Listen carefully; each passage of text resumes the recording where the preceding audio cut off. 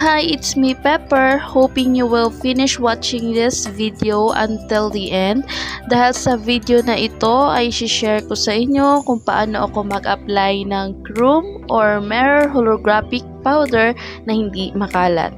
Kasi I'm sure naman sa mga baguhan pa lang at di pa masyadong marunong kung paano maglagay nito, ay curious kayo kung paano ang tamang paglagay nito na hindi makalat.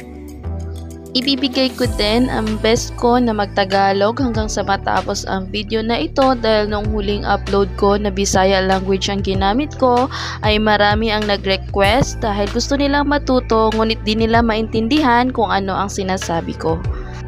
So sit back and relax, enjoy watching this video. Nalagyan ko na siya ng black gel polish. Black ang ginamit kong kulay para mas makita nyong maigi ang pag-apply natin ng chrome powder kung makalat ba o hindi. Gagamit ako nitong 15 ml ng matte top coat ng FN. Na-order ko lang ito sa Shopee mga mems. Ganito na ang itsura ng bote niya mga mems dahil tagal ko na siyang in-order. Marami na siyang pinagdaanan sa akin. Kaya pagpasensyahan nyo na. Kung gusto mo itong i-try, na-order ito sa Shopee or sa TikTok, i-search nyo lang ang FN Matte Top Coat. Bago ako maglagay ng powder molding glue, unahin ko munang mag-apply ng matte top coat para pahid natin mamaya ng chrome powder ay hindi siya kumalat. Kung wala ka pang matte top coat tapos nag-request ang client mo ng nail design na tulad nito, huwag ka mag-alala dahil may isa pang option na pwede mong gawin. Para ma-achieve mo pa rin ang ganitong nail design, pwede kang gumamit ng buffer at i-buff mo yung color gel na alisin mo lamang yung kintab niya na magmumukha na siyang matte.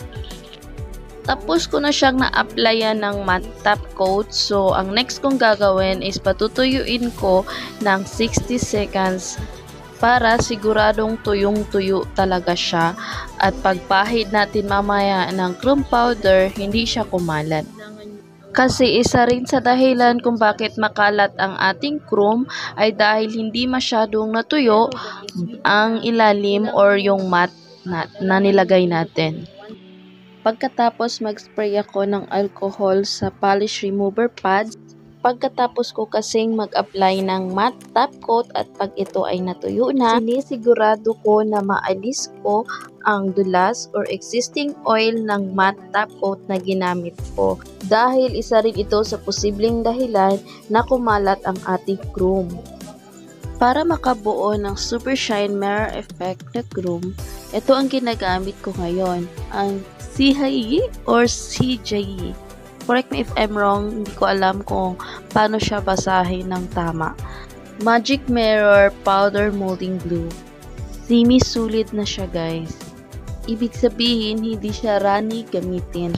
May iba kasi akong nagamit guys na sobrang runny nila. Yung kakalagay ko pa lang, parang natutunaw na or umuurong na yung glue na nilagay ko. Worse, hindi ko makuha ang design na gusto ng client ko. Ang kagandahan talaga dito sa gamit ko ngayon guys is very recommendable talaga siya at masasabi kong goods na goods siya kasi non-wipe na siya guys. So ayan guys, nagamit ko na siya kaya medyo may bawas na siya.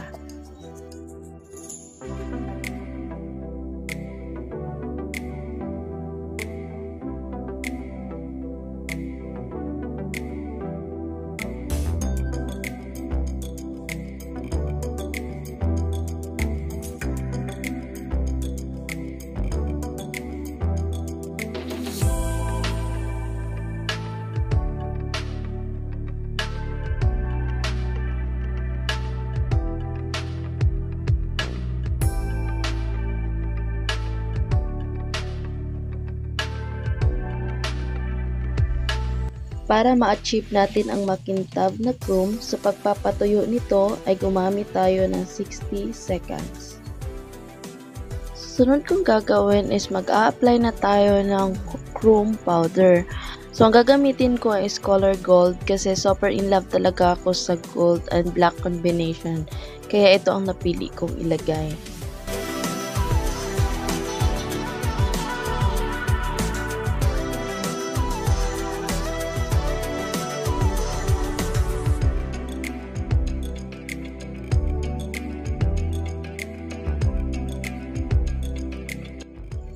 After ilagay ang chrome guys, so atin ang iba-brush.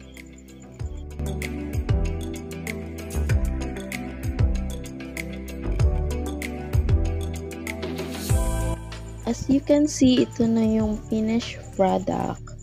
See, wala siyang kalat guys, hindi siya katulad nito. Ganito ang itsura guys pag hindi kayo nag-apply ng matte top coat or hindi nyo i-buff yung color base natin. Kahit i-brush mo yan guys, hindi na matatanggal yung kalat. So, mahihirapan ka pang alisin yan kung gagamit ka ng wipes, mapapatagal lang ang oras mo.